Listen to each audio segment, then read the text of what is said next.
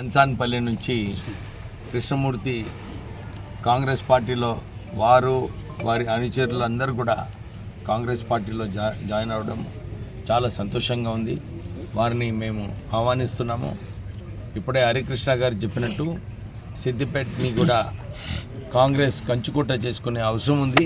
అందరం కూడా కలిసి గట్టిగా ప్రయత్నం చేసి పార్టీని బలోపేతం చేసే చాలా అవసరం ఉంది.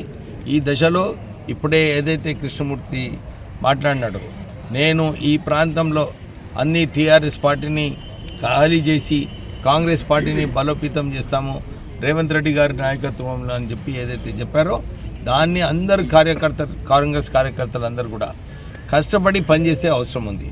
నేను నిన్న ముఖ్యమంత్రి గారితో ఈ విషయం చర్చించినప్పుడు కూడా సిద్దిపేటని స్పెషల్గా చూసే అవసరం ఉన్నది. సిద్దిపేటలో కాంగ్రెస్ పార్టీని ఇంకా ఎక్కువ బలోపేతం చేసే అవసరం ఉంది. మనమందరం కూడా కలిసినప్పుడు డెఫినెట్లీ పార్టీని మనం స్ట్రాంగ్గా చేయొచ్చు. ఈ రేవంత్ రెడ్డి గారికి ఏదైతే ఆలోచన ఉందో, మహేష్ కుమార్ గౌడ్ గారు వాళ్ళందరూ మొన్న మీనాక్షి నటరాజన్ గారితో కూడా మాట్లాడినప్పుడు ఇదే చెప్పారు. సిద్దిపేటలో కాన్సన్ట్రేట్ చేయాలి, సిద్దిపేట డిస్ట్రిక్ట్లో చేసి మన పార్టీని అక్కడ నంబర్ 1 స్థాయిలో తీసుకొచ్చే బాధ్యత అందరిపైన ఉందని చెప్పి వారు కూడా మనకు సూచన ఇవ్వడం జరిగింది.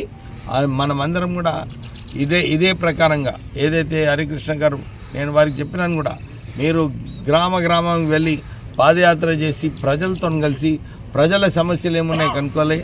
డెఫినెట్లీ మనము సిద్దిపేటని మన పార్టీని బలోపేతం చేయడానికి ఇంకేదైనా అవసరం ఉంటే చేయడానికి నేను కాంగ్రెస్ హైకమాండ్తో ప్రభుత్వంతో ఒప్పించి మనం ఇక్కడందరం కూడా కలిసి ముందుకు వెళ్ళాలని చెప్పి అందరినీ కోరుతున్నాను. Thank you. అసలైన తొలి వెలుగు. ఫాలో వాట్సాప్ @తొలి వెలుగు official.